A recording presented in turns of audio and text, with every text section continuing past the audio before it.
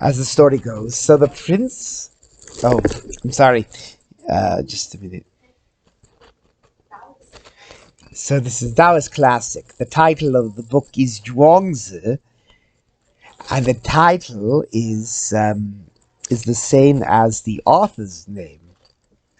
So this happens a lot in traditional Chinese. So really, people is the author's name for as title for the book that he's compiled this person's philosophy, writings, or speech. And who is Zhuang Tzu? Zhuang Tzu is the Taoist master, and he's very famous, along with Lao Tzu, the great prophet sage, as the two most famous, or the two founding masters for the Taoism religion. And people have been studying his books and been learning his wisdom from his books for the past 2,000 years. And these days, into modern days, we can still learn there's a lot of wisdom in his books that we can use for our everyday life. So our first story today is about Zhuang Tzu himself. Zhuang Tzu's family was very poor. So even though Zhuang Tzu is a well-educated, well-respected, and he's very knowledgeable, he could probably very easily have found a better position working for a king or the government and make a better living for himself and his family. However, this Zhuang Tzu's philosophy is not to be more leaving like a freestyle rather than being limited in the job that he holds. So there is another very famous poem in Chinese history whose Tao Yingming was his name, and he was has very similar lifestyle with Zhuang Tzu, and his whole had a bunch of government jobs, but he ended up quitting them, and then living in the village instead. The life of a more kind of living in the nature, so he actually had a lot of poems being very respected and well known in Chinese history. So you can say he had influence of Zhuang Tzu. So Zhuang Tzu was very poor. So one time he went to borrow some grain, probably because his family had run out of food. His family was very hungry. So what can he do? He has to go borrow some grain. So he went to see this nobleman who was also in charge of the Yellow River, probably in charge of part of the Yellow River. So his title we can translate it as kind of like that level of nobility. You can say people like that, you really do have money. So Zhuang Tzu went to ask him to borrow some grain from this official. And so this nobleman said, "Sure, of course. Of course, I know that you are a very respected person, and yes, I can lend you something."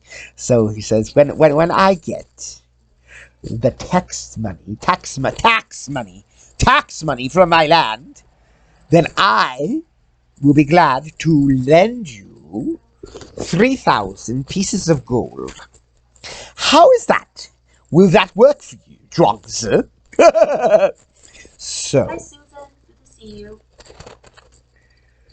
so you can tell Zhuang Tzu right now doesn't have any food to eat. And he comes to this nobleman. Yes, that's fine. When I'm going to get the tax money, I will lend you this big chunk of money. So, you can tell he's probably not really either really understand Zhuangzi's situation, or he probably wasn't really sincere in helping Zhuangzi at all. So yeah, when I get your money, yeah, I'll lend you some. So Zhuangzi was very upset about this. Yes, Zhuangzi was very upset. So the story says he was flushed with anger, and he says, so he says, as I was coming here yesterday, which means he probably had to travel for more than one day to come to get help. So he says, I heard someone calling me on the road. So I just turn around, try to find out who is calling me. And I saw that there was this little perch in the carriage rut on the road. In those times, the old roads with carriages would make ruts in the road. So it makes like an indentation in the road. That's a rut. So there's this little perch. So I asked the perch, saying, What? So what are you here? Why are you here, perch? Why are you calling me? And the little perch says, "Tweet, tweet, tweet. I am an official of the Eastern Sea." The perch, a fish. It's a fish. I work for the king of the Eastern Sea, says the perch, the fish. So you see, I am almost, so this little, you're thinking about this little rat made by a carriage cannot be very deep. So he says, where I am, I'm out of my place. I used to be in the Eastern Sea, but now I am here. I'm running out of water. I'm stuck in this teeny little place. And can you please give me just a liter of water so I can stay alive? So just for this little fish, I don't need much, just a liter. Just 1 liter, that's all I need. That's all I ask. 1 liter of water. And Zhuang Tzu says, I said to little fish, oh, sir, little fish, of course I'll help you. I'm about to go south to visit the kings of the Wu and Yu. So the Wu and Yu are the 2 kingdoms in the southern part of China. So the southern part of China, there's a lot of water, a lot of rivers, lakes, big lakes. So when I get there, I'll talk to the 2 kings, and I'll ask them to build a tunnel from the West River, a big river, from tunnel here, and I'll have them send the water to you. So will that work? So now you can tell why Zhuang Tzu was telling this story to the nobleman who was trying to borrow some grain from him. And he said, the perch got really angry. The little fish did. Yeah. I'm out of my place. So now I have nowhere to go. So so I just need a liter of water. So it will be able to save me. I just need a liter. But your answer to my plea for help is like that. Says, then you'd best look for me in the dried fish school. So we can see Zhuang Tzu is a person who is very good at using stories and parables to show people his to convey to others what he is trying to say, his idea. So here he's saying he didn't directly tell the nobleman that how ridiculous the nobleman's response to him was. Instead, he told his nobleman this little story about this little fish.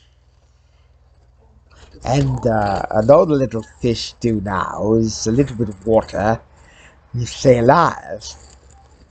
So all this promise of a big river and water come to him is empty talk, because even if it happened, by the time it gets here, he would not be able to survive. So that's why the little fish says, you'll just have to go look for me in the dry fish stores, because I'll become dried fish already. Dried fish stores, right? So this story later on, people were actually Chinese developed a phrase called Hu Su Chi Fu, which is from this story. This talking about the people who in need, who were in need of some urgent help. So when I read this story, I was thinking certainly of I tend to read things and think about how was that what we can learn from a point to relate to our health and wealth, health and wellness. So to me, you be thinking that that sometimes what you really need is best helpful for example, for the little perch, all he needs is this little bit of water, and that will make a world of difference for him.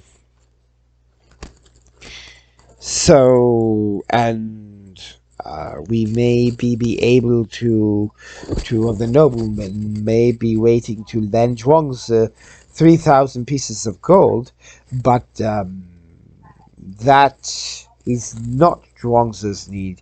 Immediately, Zhuang's just needs some grains so he can stay alive, so he can feed his family.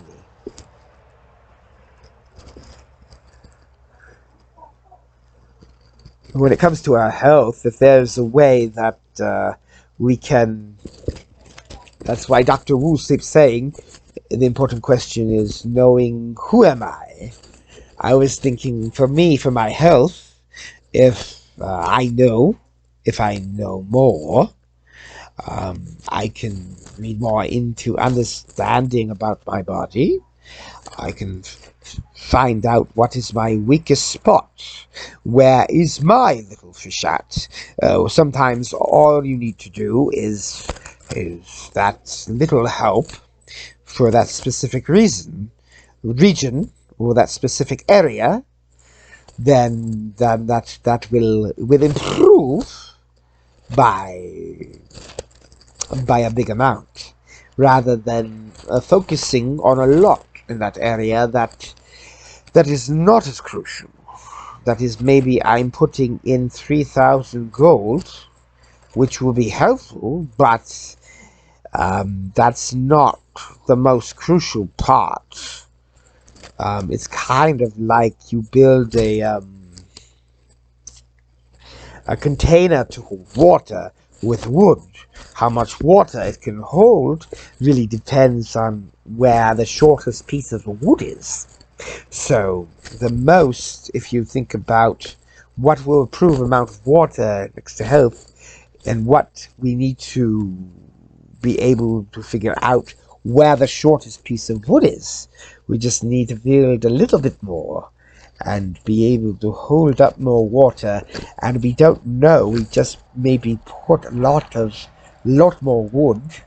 If we're not, we'll be able to hit where our shortest wood is, we may not be able to gain that much for our health.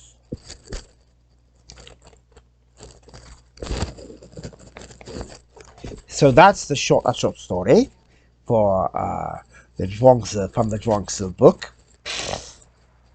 So the story right after that one that I just told is about this Prince Ren, or Jen, or Ren.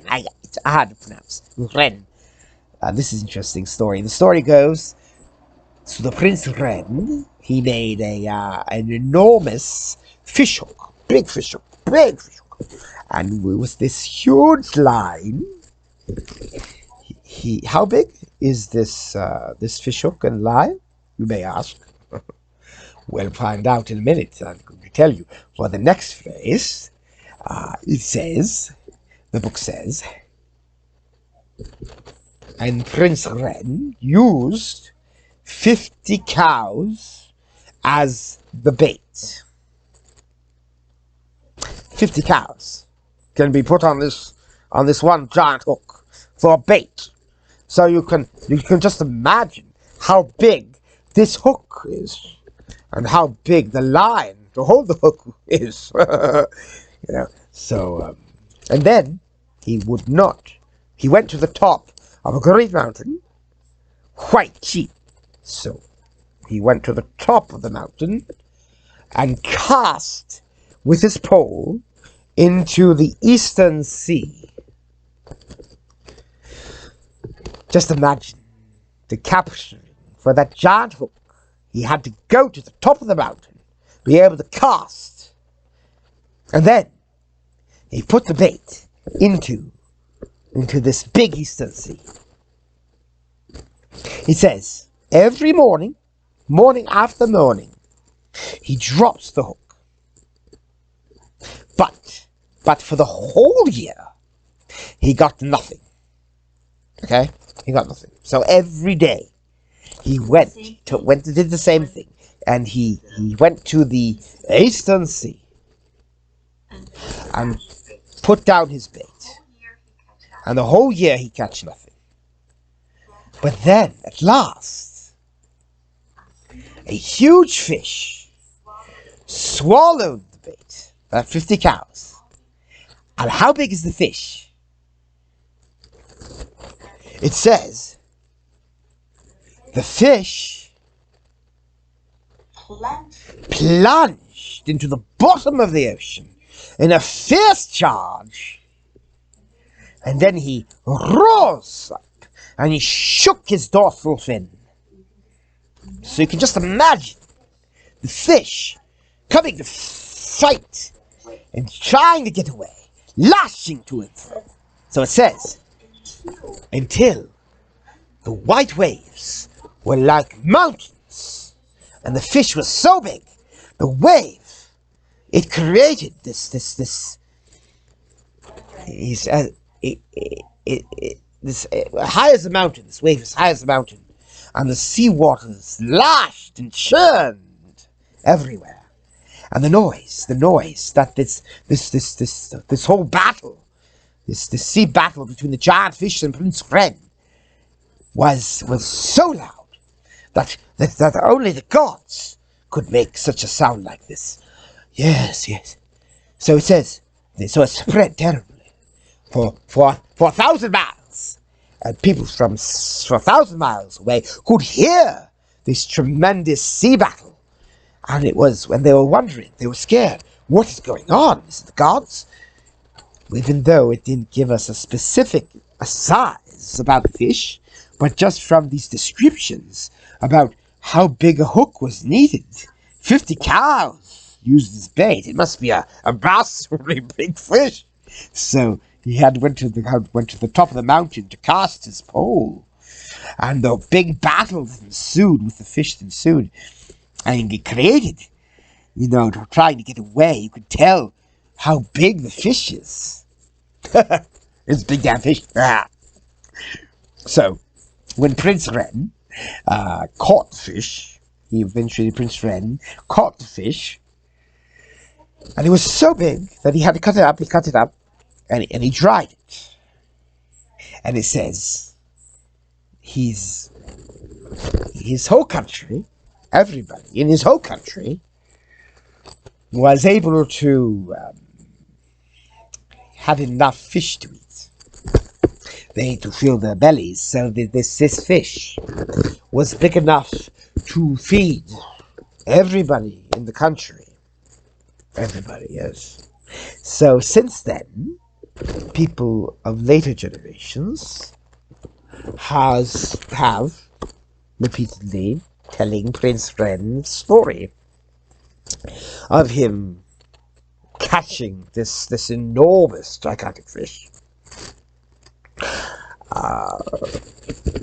Now back to we talk about Prince Ren, and now Zhuang Tzu is talking about now if you just shoulder your pole line, so your pole line is only small enough so you can just put it on your shoulder, and then you march to a little bit smaller stream, and then you're looking for little smaller fish, little perches. So if this is what you're doing, so then you can have a very hard time ever trying to land a big fish. So it says, if you, this is the comparison now. He says, if you just get used to what you learn, and you're just trying to get a job, fish for the postal district, it says, if you put your view up just for a little job, you'll be far from a great understanding. He says, if someone is never heard of the sky, or heard the story, or understand Prince Ren, understood the sky, right? He's a long way from being able to join with a man who was known by the whole world.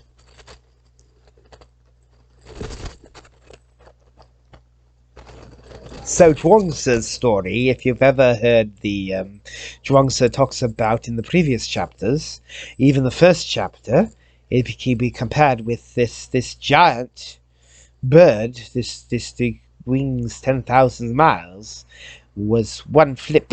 It could go up to as high as 90,000 miles. So he talked about a little sparrow who was just jumping around the grass, jumping as far as he can go, can be from the tree to the neighboring tree. So Zhuangzi likes to use these parables, as examples to showing us about the size on the scale. So to be able to, this story is telling us to be able to catch a big fish, you need the right kind of tool. You need a big hook.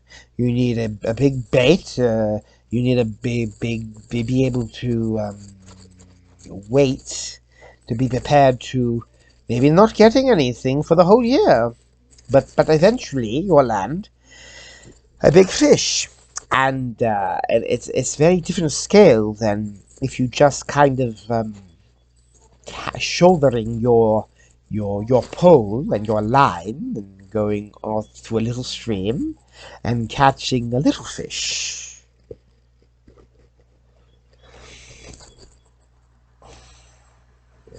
So yeah, so this is a very fun story, so you can always just close your eyes imagining this Prince Ren and what he is doing. So it makes me think about, okay, what are the things that I will be able to, that I will, like, what can I do? What are the things that I can do that would like have the patience to like Prince Ren,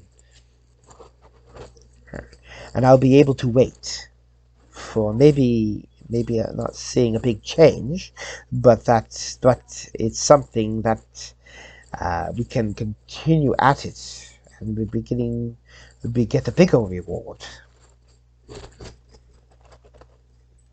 So yeah, anything in your life that you can think about that?